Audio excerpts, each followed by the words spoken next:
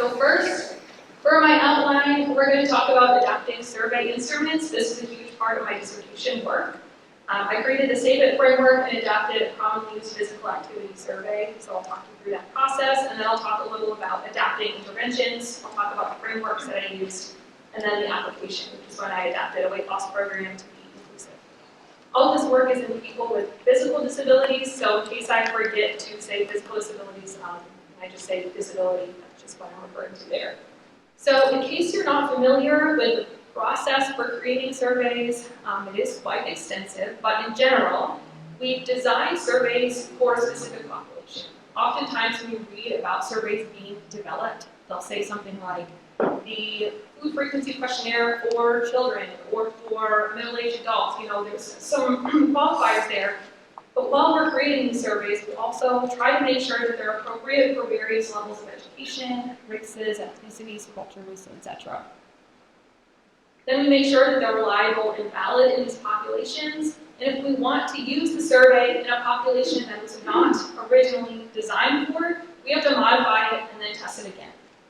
So you'll see some examples here from the literature, things like adapting the food frequency questionnaire for older adults, adapting it for different languages, for different cultural adaptations, or different age groups.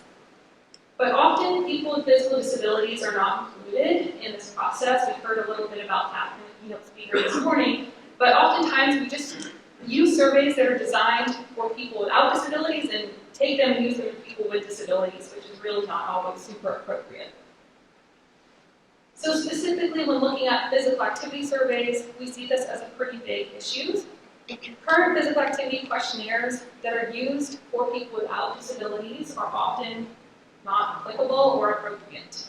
Oftentimes they use terminology or examples of physical activity that are not inclusive. You see this here in the International Physical Activity Questionnaire. Here's some just questions from it. They use walk quite a lot. How often do you spend time walking? Or even examples of things like digging holes, which I don't do ever, to be honest. But especially, you know, some of these populations, you know, they just don't know how to translate that. What's the equivalent of digging a hole for me who uses a wheelchair? So that's kind of what I'm talking about here. But at the same time, there are some disability-specific physical activity questionnaires that exist. So you might be like, Julianne, why don't you just use those? But unfortunately, a lot of my research, we're trying to compare large populations. And so using a disability-specific survey also doesn't work if you just try to use that in the population without disability either. So I noticed a gap, which is that we need surveys that are appropriate for use in people with and without disability. However, there was no framework to do that. I noticed there were frameworks to adapt interventions, which I'll talk about later, but not so much for surveys. So I created one with the help of Dr. Rimmers on this project, Casey Herman, and Christine Ferguson. So we created this framework called the SAVEIT framework. You'll notice, as mentioned, Dr. Rimmer loves his acronym. So one of the things he said was this has to have a catchy acronym, so we got one. I'm not going to go through too much in detail of all of the steps here, but I will talk about them a little bit. Steps 1 and 2. Step 1 is really easy to pick which questionnaire you want to adapt. We chose the International Physical Activity Questionnaire. In case you're not familiar, this is really the most commonly used physical activity survey. It's used a lot for population-based research, so really large sample sizes, and that's what I wanted to target.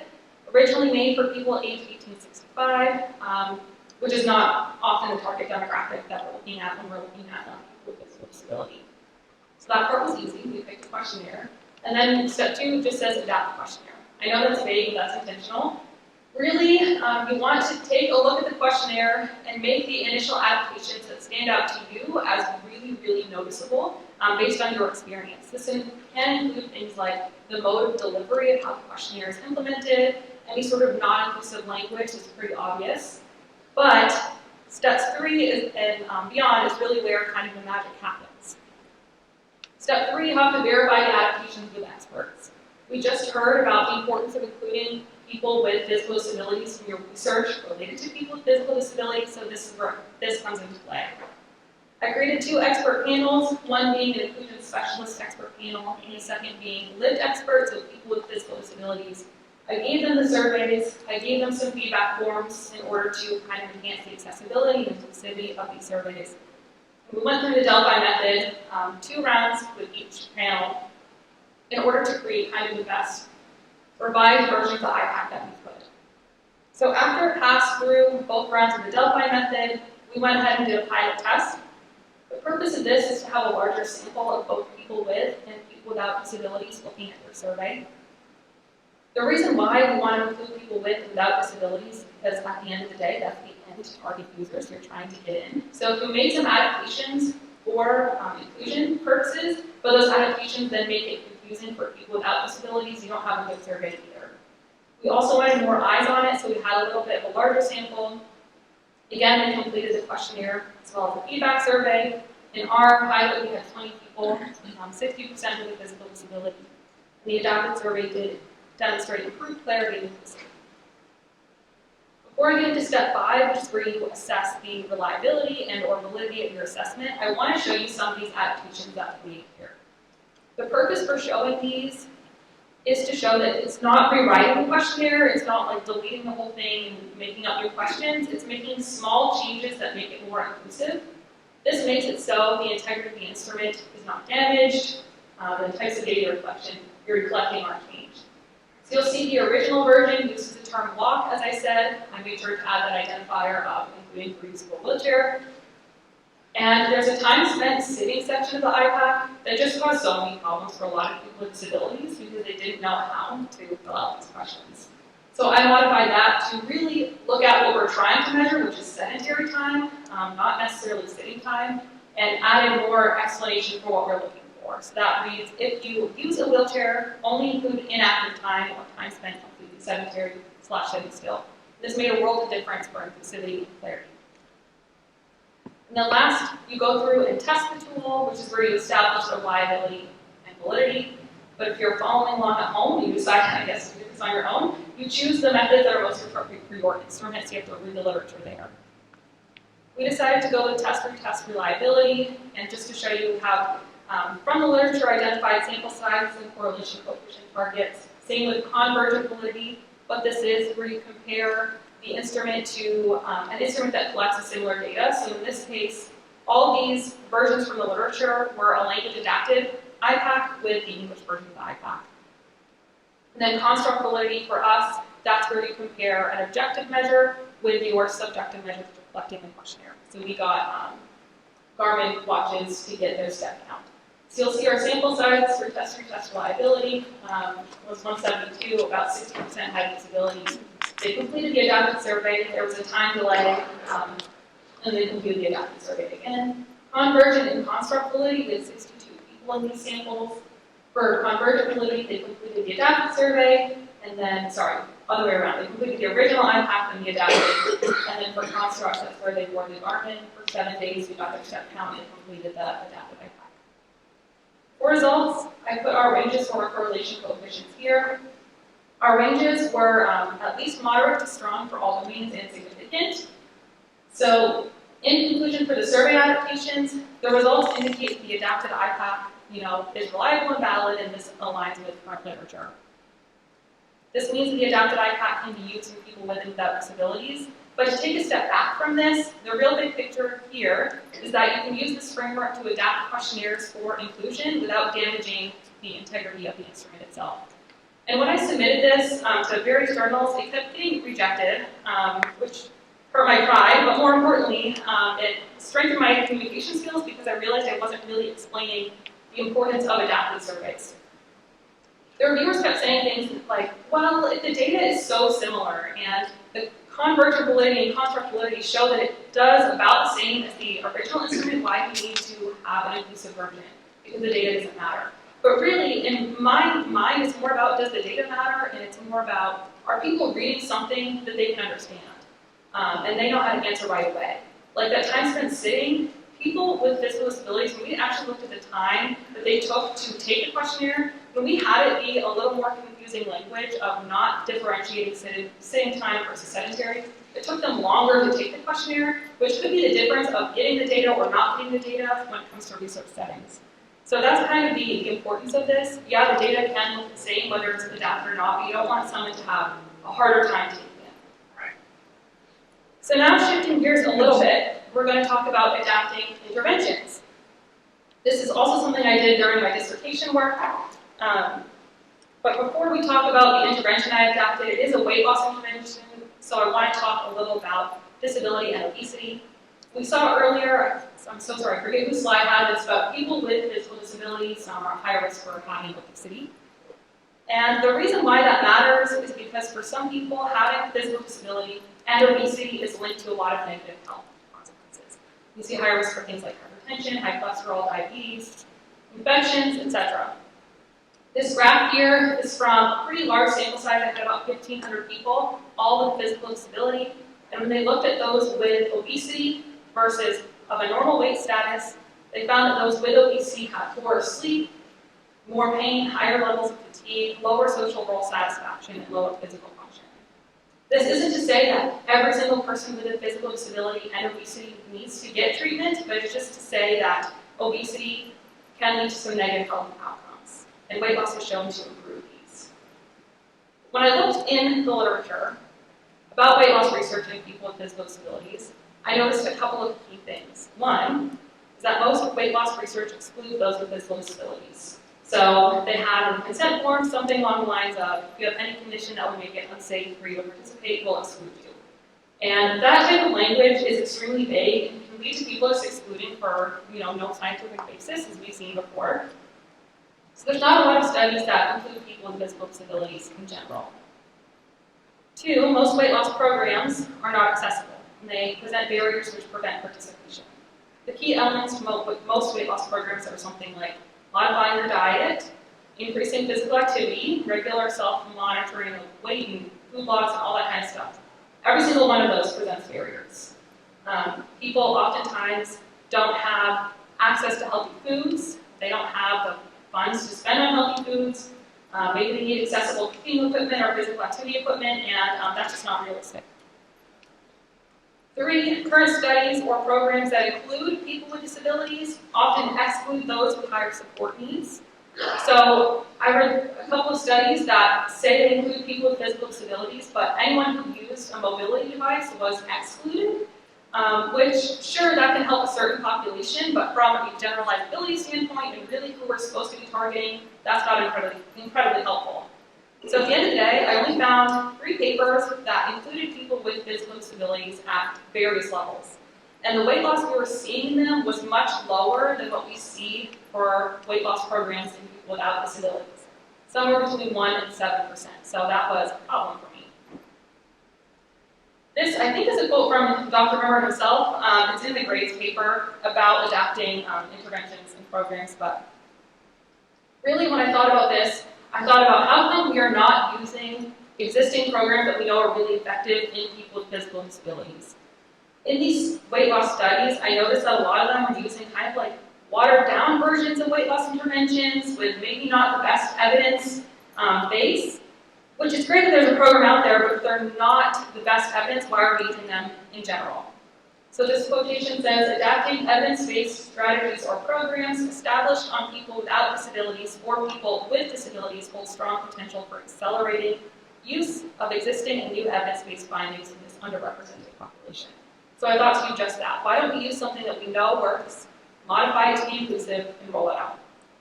So we adapted the State of Slim program, which was created by Jim Hill and Holly Wyatt, who are some of my committee members on my dissertation here at UAB. Brief background, it's a 16-week behavioral weight loss intervention. We have weekly group classes on Zoom. So we had about 15 to 20 people per group in the Zoom classes. They have weigh-ins every week. There's homework and quizzes. There's a 3-phase diet program, as well as physical activity recommendations. So we provide guidelines for physical activity. There's no structured exercise classes or anything like that. And when used in the research setting, it's produced somewhere between 7.7 and 11% weight loss, which is higher than what we have seen in existing literature for these interventions for people with disabilities. So now to talk a little more about how I adapted this program, I used the guidelines, recommendations, and adaptations, including disability or grades, as well as the NCPAD adaptation process. These kind of work hand in hand together, so I say I used 2. I didn't go through 2 adaptations, I went through 1, but I just used both during the process. But I think this worked really well with what you were talking about when you're adapting the program. It is so important this is a team effort. You include people across the board. You have to include people with disabilities. If that's your target group, you have to include them. So it's really important to establish a team that includes people with disabilities. It includes the original program developers so they can okay everything you're doing, as well as implementers and people who have relevant expertise that can help with the modification process. So with the grades, what this looks like when you use it as a framework is you look at the program from all of these different domains and you identify barriers that can prevent inclusion. So you look at the built environment. For us, it was a Zoom environment. So you might think, you don't need to change anything because it's for their house. But really, even within the Zoom environment, I know a lot of you have used Zoom for things like this, and those classes can get extremely distracting and loud, and that can be really not inclusive for some people with physical disabilities. So making sure people know how to use their mute button, making sure you have a non-distracting background, and you tell your other participants, hey, let's sit down and not walk around and maybe cause some nausea during the classes. So you look at the program from all of these different domains and make relevant adaptations. With that, I also use the NIPAD adaptation process, which is 9 steps. The first 4 really focus on that adaptation phase. So that's where you look at the core components of the program, which are kind of the secret ingredients that make the program work. These are things that cannot be removed from the program because they're really key to success. What you want to do in these 4 steps is you look at those 4 components and you figure out how to make them accessible without removing them. So then steps 5 through 7, you're getting relevant reviews and scores from people to help you with that adaptation process further. So you make sure that program experts are looking over it. You're making sure that people who have experience in this type of program or developing it, implementing it, people with disabilities are looking at it and reviewing it. And then you finalize it and roll it out, and hopefully you have a successful program. I don't need to say this as if it just took like an overnight process. This took like a year adaptation, so it does take quite a lot of effort. But we were able to roll it out successfully and have a program here. So we called this the Status Lump Everybody program, and we had 2 cohorts funded through NIPAD run in 2023. I coached these, all these people through. We had 35 people enrolled in the program. The first cohort had 17 people, and the second one had 18 people. We had a lot of different ranges of types of disabilities. We had stroke, multiple sclerosis, and traumatic brain injury primarily, but we had people all over the map. Something that I was really proud of is we had over 2/3 of our sample use assistive devices for ambulation, and over 1/3 use a wheelchair, which again, if you read the literature, you don't see very often. So I was really proud that we're able to recruit these people into our study to get their authentic experience in the program. Now for outcomes, you may remember I talked about how the parent program used in people without disabilities produced somewhere between 7.7 to 11.7% weight loss. We were right in that target. So our 2 cohorts, average percent weight loss was 10.9%, which I was really proud of. It's also the highest percent weight loss we've seen in disability research. Additionally, 96.8% achieved at least 5% weight loss, and 54.8% achieved 10% weight loss or greater, and there's a waterfall plot there showing all of the individual weight losses we saw in the program. Now, something that especially is important during a pilot phase is to kind of look at these usability and feasibility outcomes. So I was really proud of our retention, attendance, and weigh-ins completed. So 91.4% of our participants were retained, which again, I was really honestly shocked by. But this shows that people were really excited to be in the program, it was working for them, and they wanted to stick through it.